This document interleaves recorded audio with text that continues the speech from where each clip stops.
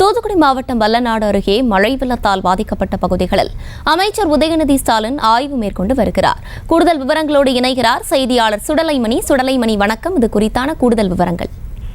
நிச்சயமாக அஸ்வினி, அதாவது கடந்த வாரம் தூத்துக்குடி மாவட்டம் மட்டுமல்லாமல் தென் மாவட்டங்களில் பெய்த தொடர் கனமழையின் காரணமாக ஏராளமான பகுதிகள் என்பது பாதிக்கப்பட்டது. தாமிரபரணி ஆற்றில் அதிகப்படியான வெள்ளம் வந்த காரணத்தினால் தான் இந்த பகுதியில் அதிக அளவு என்பது பாதிக்கப்பட்டுள்ளது.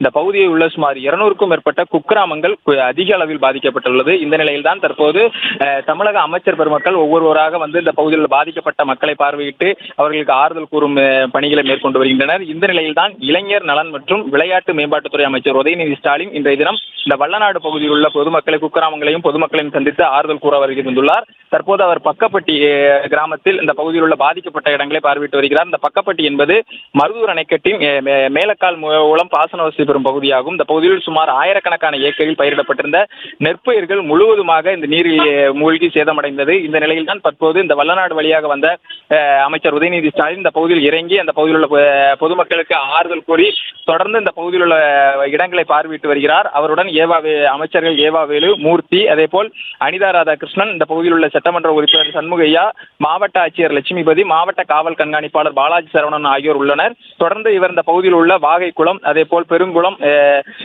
ஏரல் பகுதிகளையும் பார்வையிட்டு ஆய்வு மேற்கொள்ள உள்ளார். ரஜினி, விவரங்களை வழங்கியமைக்கு நன்றி சுடலைமணி. செய்திகளை உடனுக்குடனும் துல்லியமாகவும் தெரிந்து கொள்ள சப்ஸ்கிரைப் பண்ணுங்க.